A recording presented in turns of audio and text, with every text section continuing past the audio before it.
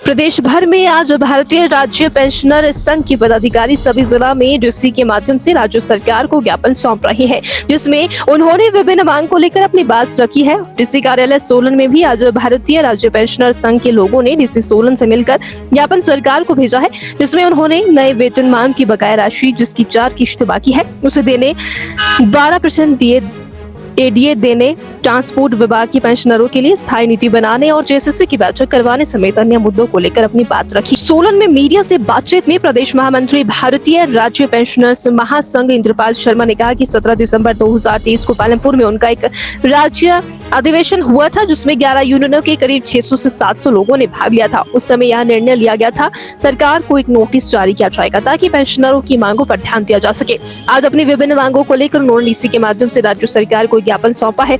यदि अभी भी सरकार नहीं जागी तो जन जागरण अभियान पेंशनर पूरे प्रदेश में चलाए। शर्मा, भारतीय राज्य पेंशन महासंघ हिमाचल प्रदेश महामंत्री।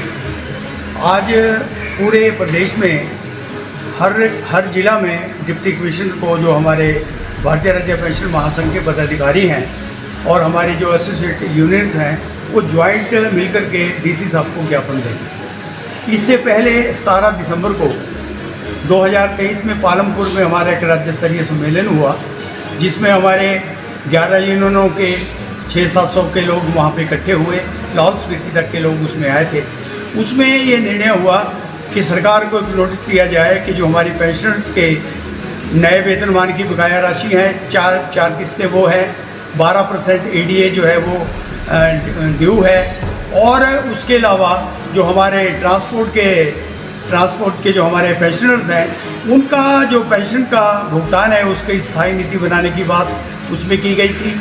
और एक पूर्व सरकार के समय में जो हमारा प्रदेश में एक जॉइंट जेसीसी का गठन हुआ था, जिसमें पेंशनरों के सभी धड़े उसमें शामिल हुए, अनेक निर्णय उसमें लिए गए थे। और उसके बाद जो है सरकार ने ना उस बैठक को अभी तक जो है नहीं बुलाया। तो हमारी ये भी मांग थी कि सरकार जेसीसी का जो गठन हुआ है उसको बुलाए, ताकि जो हमारी रिमेनिंग डिमांड्स हैं उसके बारे में हम सरकार से बैठ के चर्चा कर सकें।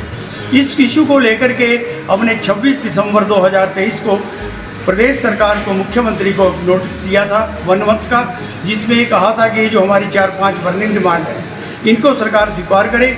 अगर स्वीकार नहीं करती है तो उसके बाद हम संघर्ष का रास्ता अपनाने के लिए विवश होंगे। तो उसका समय अवधि 26 जनवरी को समाप्त हो गई। हमारी राष्ट्रीय कार्यकारिणी की बैठक केरला में चल रही थी, उसमें हम लोग वहाँ व्यस्त थे। उसके तुरंत बाद ही हमने निर्णय लिया है कि आज 2 तारीख को पूरे हिमाचल प्रदेश के सब जिलों में जो है हम रिमाइंडर एक मुख्य सचिव को डिप्टी कमिश्नर के द्वारा भेज रहे हैं, जिसमें हम सरकार को चेतावनी भी दे रहे हैं कि सरकार समय रहते इसके ऊपर निर्णय ले। अन्यथा इसी महीने फरवरी में जो हमारी 11 यूनियन है, जिसमें हमारे साथ ट्रांसपोर्ट धड़े के जो है लोग हैं वो शामिल हैं, इलेक्ट्रिसिटी बोर्ड है और प्रदेश सचिवालय की जो रिटायरी संघ है वो साथ में है, यूनिवर्सिटी के यानी कॉर्पोरेट सेक्टर भी सब मिलाकर के हमारे साथ 11 यूनियन हैं। वो हम एक निर्णय लेंगे कि आगामी क्या कार्रवाई होगी। उसके अंतर्गत जो है पूरे प्रदेश में एक जन जागरण अभियान चलाया जाएगा। और इस सरकार के विरुद्ध जो है सरकार ने, क्योंकि हमें विवश कर दिया है इस उम्र में भी, इस उम्र में आखिरी पड़ाव में जो हमारे 80 वर्ष के वृद्ध भी हो चुके हैं, उनको सरकार ने विवश किया है कि वो अपनी मांगों को लेकर सड़क में उतरे।